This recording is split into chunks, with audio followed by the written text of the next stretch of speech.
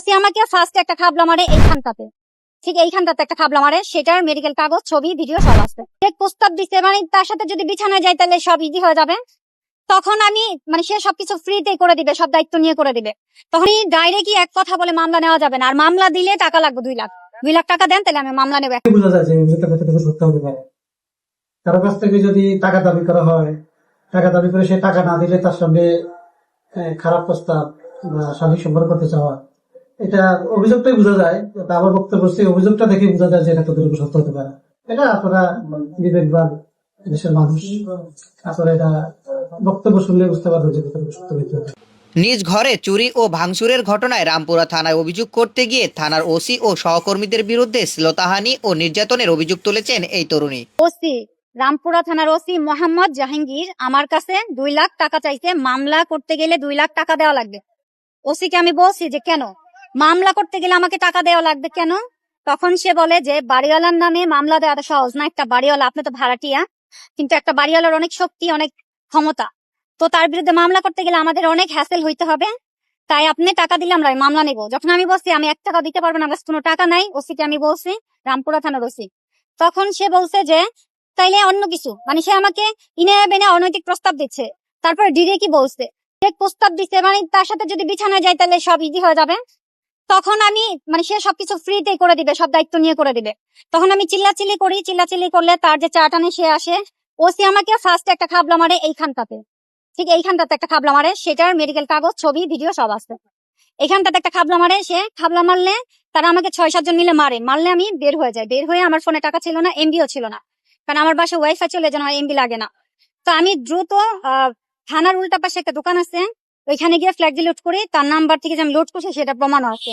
50 টাকার একটা MB card কিনে আমি রিচার্জ করে আমি একটা ফেসবুক লাইভ করার চেষ্টা করি। ইভেন আমি ডিউটি অফিসারের কাছে এই যে ওসির বিরুদ্ধে, রামপুরা থানার ওসি মোহাম্মদ জাহাঙ্গীরের বিরুদ্ধে অভিযোগ দেওয়ার জন্য আমি আবারও থানায় ঢুকলে দেখি ওসি গাড়িতে উঠে চলে যাচ্ছে। তখন আমি প্রমাণ রাখার জন্য, সে যে খাবলা দিচ্ছে এটা ভিডিও লাইভ করবো, এটা প্রমাণ রাখার জন্য আমি ওসি গাড়ির সামনে গিয়ে দাঁড়ায় বলি, স্যার মারছেন, ধরছেন, অনেক অত্যাচার করছেন, অনেক কথা বলছেন, সবকিছু বুঝলাম, কিন্তু আমার মামলা নিতে হবে।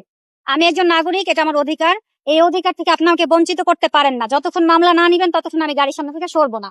এটা তো সিস্টেম গুলোই মানে যেটা বলতেছে সেটাই তো অবৈধ অবৈধ কথাবার্তা বলতেছে। উনি তো আমাদের প্রতিপক্ষ না, ছিলেন না। উনি তো ওনার প্রতিপক্ষ, তো ওনার বাড়িও না। আমরা কেন ওনাকে কাজ করতে যাবো? উনি আসার পর ওনার অভিযোগটা নেওয়া হয়নি কেন? আসলে অভিযোগ নেওয়া হয়েছে, নেওয়া হয়েছিল। অভিযোগ নেওয়া হয়েছে। ওনার অভিযোগ আমরাই লিখে দিয়েছি। আমাদের কাছে হেল্প চাইছে, আমরা লিখে দিয়েছি। কিন্তু উনি প্রথমে চাইছিলেন যে অভিযোগ ছাড়াই ওনার মামলা নিতে। তো ওনাকে যখন বললাম যে আপনি অভিযোগ ছাড়া মামলা আমি কিসের উপর নেবেন, উনি তখন উনি হয়তো জানেন না, না বুঝেন না।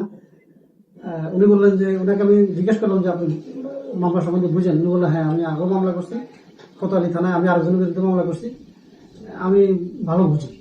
তা আমি তখন বললাম যে অভিযোগ ছাড়া তাহলে আমি মামলা নেবো না। কেমনি নিবো? এটা তো সিস্টেমে না। সিস্টেমটা হলো আপনি একটা অভিযোগ দেবেন, এটা আমি পরবর্তীতে মামলা নেব। তো অভিযোগ ছাড়াই মামলা নিতে চাইছেন। পরবর্তী জন্য উনি ওনার ভুল বুঝতে পেরেছে, বলছে আমার একটা অভিযোগ লেখাই দেন। তখন আমি আমার অফিসারকে দিয়ে একটা অভিযোগ লেখাই দিয়েছি। আচ্ছা, উনি যে আরেকটা কথা বললো যে ওনাকে নাকি উল্টো মামলা দিয়ে তাকে চালান করা হয়েছিল। এটা কি মামলা দেওয়া হয়েছিল বা কেন দেওয়া হয়েছিল? এটার বাদী কে ছিল?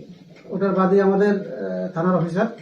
ওটার বিষয়টা হলো যে উনি একটু উত্তেজিত ছিলেন, কি কারণে জানি না। ওনার অসংলগ্ন আচরণ ছিল।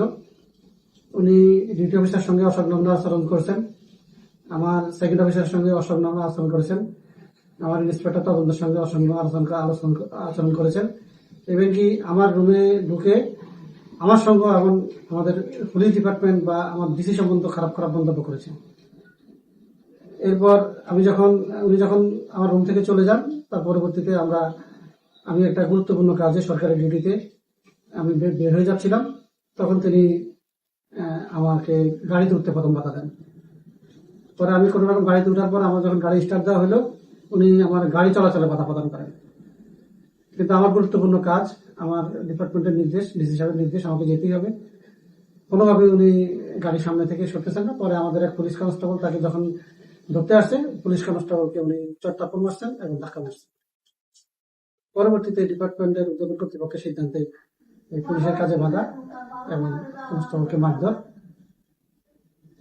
উনি আরেক- এই সংক্রান্তে একটা অভিযোগ দেওয়া হয়েছে, এই সংক্রান্তে একটা মামলা হয়েছে। ওনার আরেকটা অভিযোগ যে শ্লীলতাহানি করা হয়েছে, ওনার জামা কাপড় নাকি ছিঁড়ে ফেলা হয়েছে, এটা কি সত্য? এগুলো সত্যি মিথ্যা কথা। ওনার বাসা থেকে স্বর্ণ নিয়ে গেছেন।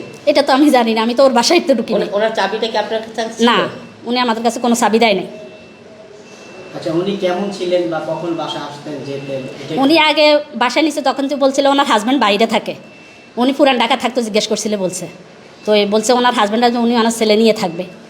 তো যখন বাসায় উঠছে একটা ছেলে নিয়ে পুরুষ মানুষ নিয়ে উঠছে, বলছে ওর ফুফাতো ভাই। পরে আবার ওই যে দেখি যে হের হাজব্যান্ডও আসে না, মাস 6 হয়ে গেছে, জিজ্ঞেস করলে বলে এটার কি কয় হের স্বামী নাকি অসুস্থ বিদেশে। পরে আবার বলতেছে যে যার মাধ্যমে তুমি বাসা নিছ ওরও তো কখনো দেখি না। তো বলতেছে ও আমারও ফুফাতো ভাইটা মারা গেছে। হেয়ার পরে যখন দেখছি যে না হে আস্তে আস্তে লোকজন নিয়ে আসতেছে, মানে রাত্রে দেখা গেছে 12টায় একটা, কোনোদিন ভোরবেলা এরকম হে বাইরে থেকে আসে। যখন লোক আনে তখন রাত্রে আসে, যখন বাইরে থেকে আসে তখন এই রাত্রে দেখা যাচ্ছে ভোরবেলা এসে। পরে যখন সবাই নামাজ পড়তে ঢুকে তখন তার মেন গেটের চাবি তার কাছে থাকে না, এমনি পকেট গেটের চাবি এর কাছে আছে। সবাই নামাজও চলে যাইলে তখন এই ঢুকে, চাবি তোর কাছে আছে পকেট গেটের চাবি, তখন সেই বাসায় ঢুকে।